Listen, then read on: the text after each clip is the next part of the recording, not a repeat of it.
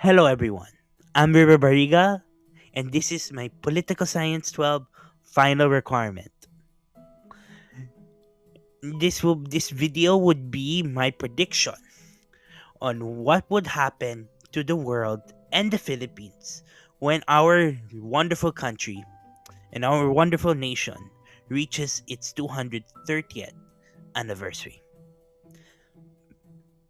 This year, 2026, has so many issues, such as the current war between the United States, Israel, and Iran.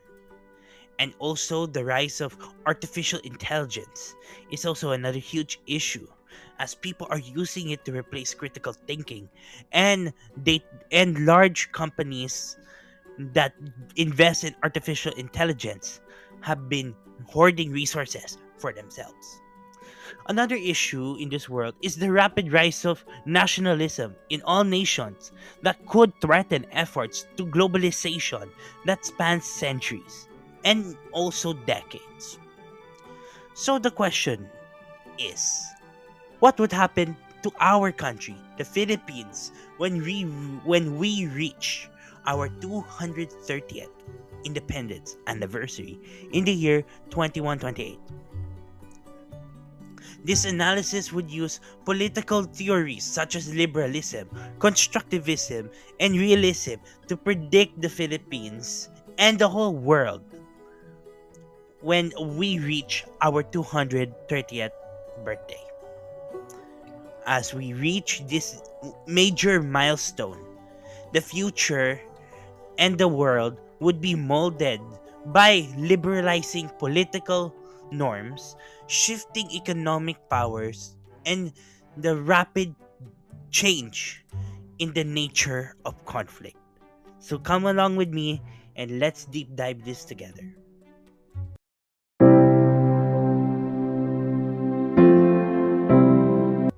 Liberalization of politics in the Filipino context. Today, the Philippines is still a conservative country where the Roman Catholic Church has a huge influence over politics and culture.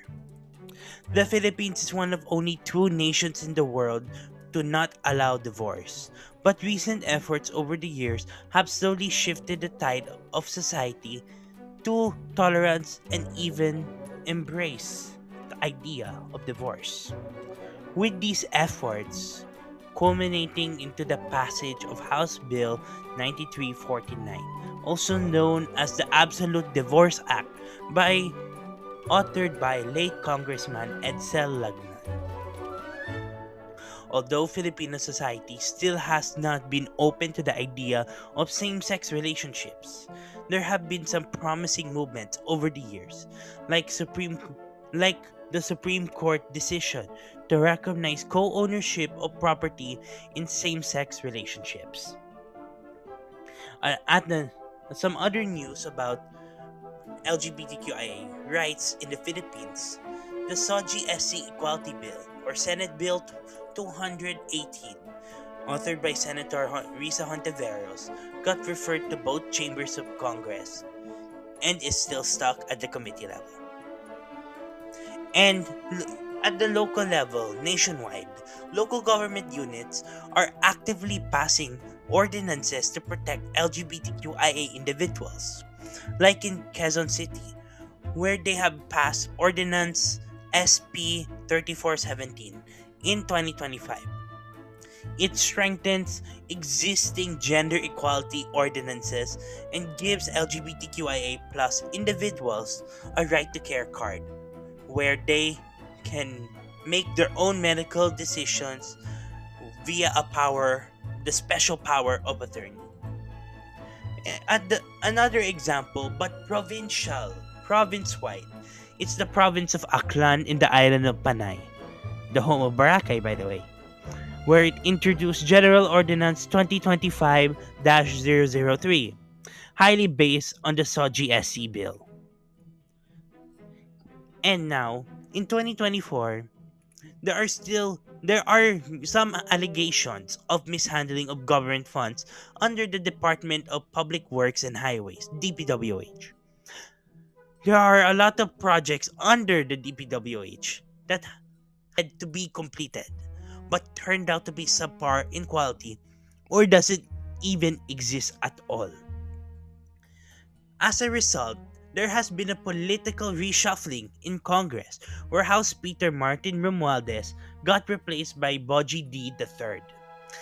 And also, the DPWH secretary resigned and the transport secretary Vince Dizon became the new secretary of the department. And also, in light of this, there in light of this, there are a lot of contractors just like Sarah and Curly Discaya that has been disqualified from bidding on any government projects. In another relation to corruption is the vice president of our country, Sara Duterte, where she has spent over 125 million pesos in a measly 7 days. Not even I could spend that much money in a day. This sparks protests among groups like the Iglesia Ni Cristo. And all of these scandals were promising moves in the past few years. The Philippines is becoming a more liberal and realizing that the current political order isn't really the ideal situation. With the global events around the world, just like in the war in Palestine, the genocide in Sudan, and the civil war in Myanmar, our society is becoming more open to change. It emphasizes human rights and, more importantly, is open to a more liberal future.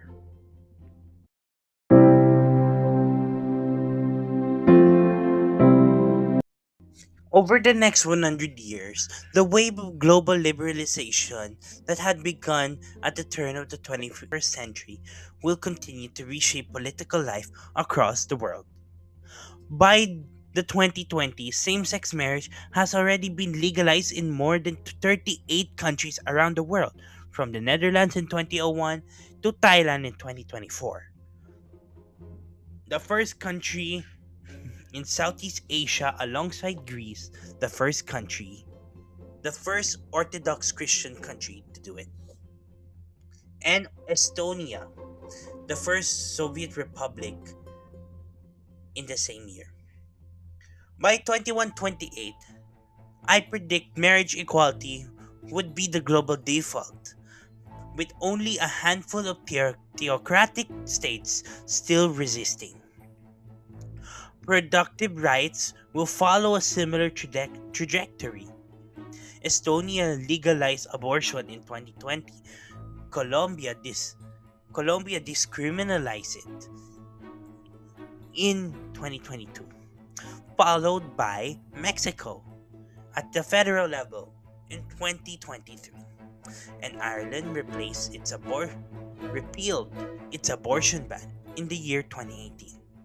By the next century, the safe access to safe abortion would likely be recognized as a fundamental human right under international law.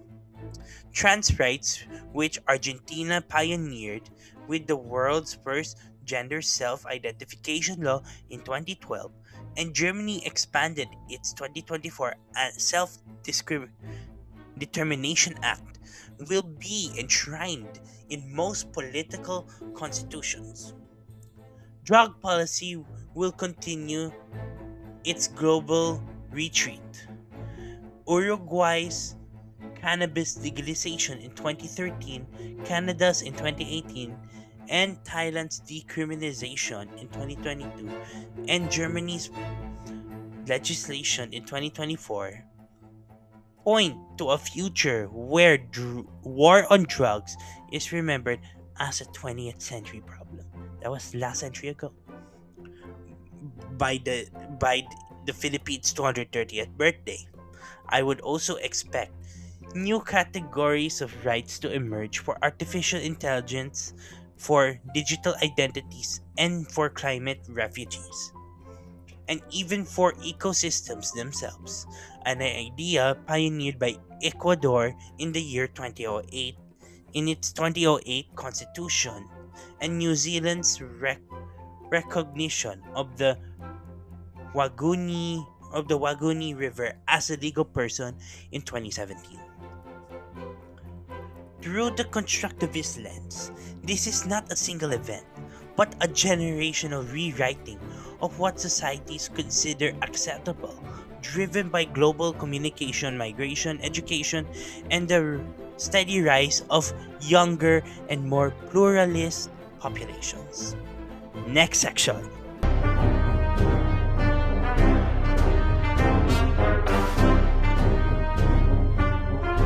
But counter to the point stated previously, the next 100 years would not belong to liberalism alone. The same century would produce a more powerful nationalist counterwave movement and would only grow stronger as political pressures intensify. With the return of Donald Trump in the White House in 2024, we have seen sweeping tariffs against China, Mexico, and the European Union. Mass deportations and withdrawal from the World Health Organization and Paris Climate Accord was a preview to what we could see in the next 100 years. In the next 100 years of America. In Europe, Brexit fragmented the world's largest free trade bloc in 2020. Since Giorgia Meloni in Italy, Marine Le Pen in France, Geert Wilders in the Netherlands, and Alternative for Germany all have moved nationalism from the fringe to the mainstream.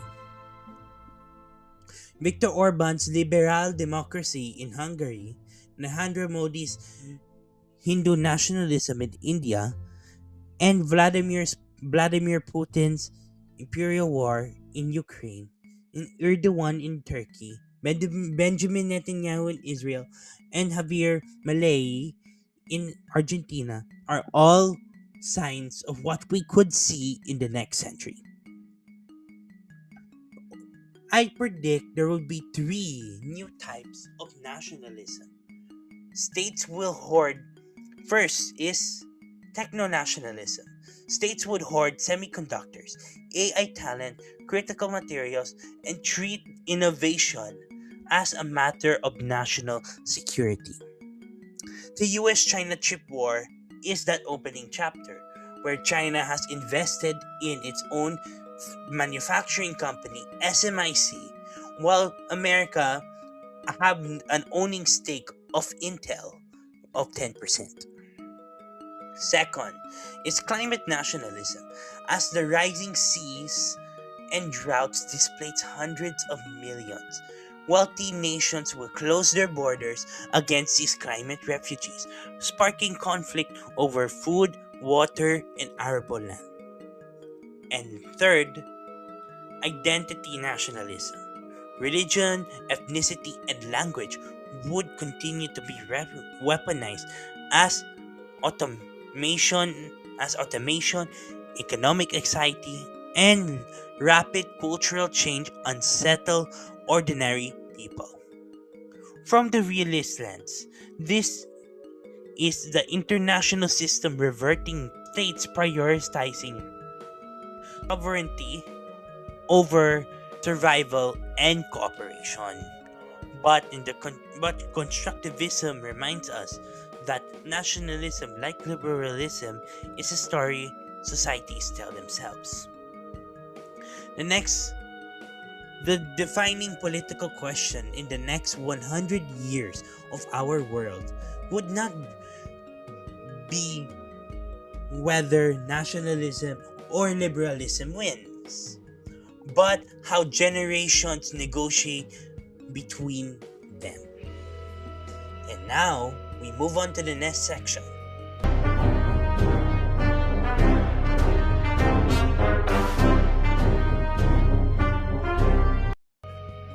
Now we would talk about, in this section, we would talk about the next 100 years of warfare. There will be a massive shift from traditional warfare to cyber warfare. In the realist lens, in the realist perspective, states would continue to prioritize self preservation. This leads to heavy competition in areas such as cyber warfare, AI, and information control. The Philippines would be forced to create its own cyber force, as many countries as well, as part of their military to keep up with the new normal that it has been emerging a long time. Instead of large scale, grandiose military exercises, conflicts would take place in the cyberspace.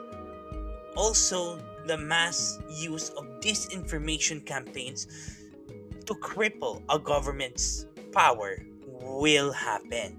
Just like what happened with the United States in 2016 with the election of Donald Trump, and also what happened in Ukraine and Georgia in 2008.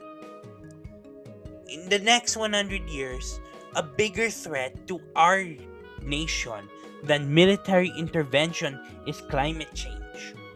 Rising sea levels and natural disasters would lead to resource scarcity and lots of arable land getting lost to the sea, as well as many people have and will evacuate from their homes, leading to higher density in cities that are already highly burdened by their current population. Meanwhile, traditional tensions, just like the one in the West Philippine Sea, may still persist, forcing us to strengthen our military capabilities and play a careful tightrope with more powerful nations. As we can see, the Philippines and the whole world would be navigating into a new future where traditional warfare isn't gonna be the new normal, or it would be the exception. So we must, as a country and all countries around the world, will prepare for this, and those who doesn't prepare will be left behind. So now we're gonna move on to the next section.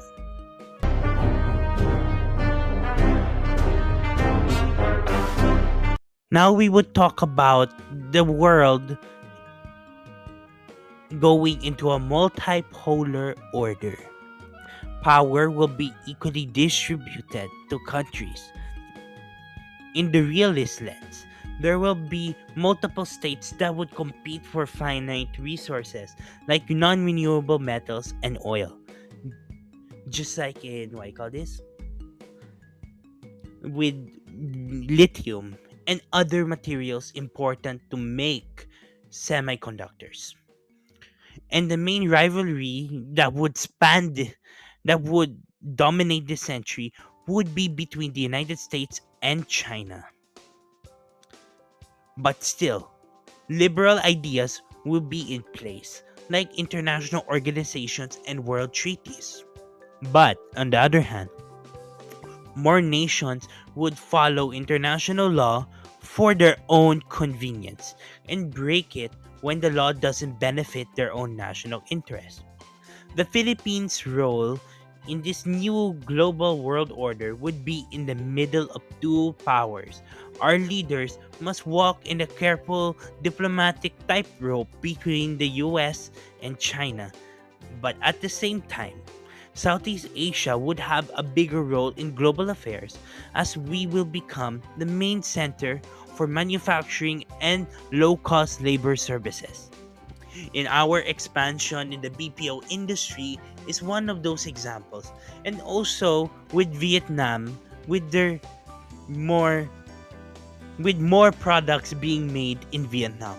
You may have looked in your new devices such as your MacBooks, your MacBooks, iPads, laptops, and computers or phones, you may see that more products are being created in Vietnam compared to China. This would define the next century as as now third countries would have more power over the first world nations.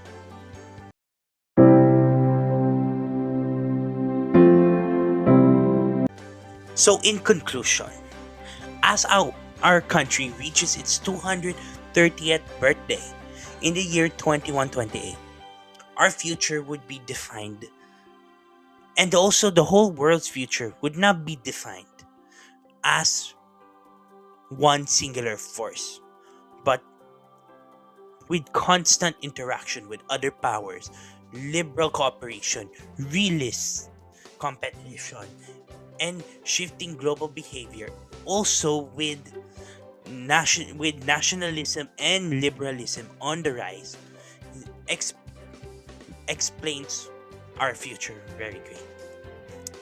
Liberalism explains our country's slow shift towards embracing LGBTQIA reforms and demands for accountability in our government. But also, liberalism also explains on how our world is slowly becoming more accepting of ideas such as divorce, same-sex marriage, legalizing some narcotics, and with um, with abortion reforms. On the other hand, in the realist lens, it explained the rise of cyber warfare in the United States and China rivalry, and the situation over the West Philippine Sea. Constructivism helps us understand that human rights, climate responsibility, and the digital age are reshaping what we consider acceptable. So, we must remember this. Jose Rizal dared to imagine what would the Philippines be like after a century have passed at this time. We as citizens of our countries must also think about our future, because we can use that imagination to actively shape what we do now. Political change isn't just about those who are the loudest, but also the quietest in society, who makes the smallest of differences every single day. And even if a whole group could change society, you can too. Even who may seem small, but remember, a thousand ants could carry a cockroach that is thousands of times their weight. We can do the same thing with our societies in the world. We can we can be like those ants, work together for the future that we all want. And with political change comes with some scary thoughts and not being comfortable about our future. But if we continue through it, it can it would and will be worth it for everyone. Not just for you, but for me and for your family and the people of the world. Since remember what our founding fathers did. Andres Bonifacio, Jose Rizal, Antonio Luna, they all dared. They all dared to think about the Philippines that is free of colonialism. We should do the same as well. We should think about the Philippines where corruption isn't holding us back, but a Philippines that would help out the middle class, its people becoming their best. So this is River Barriga, and thank you for watching.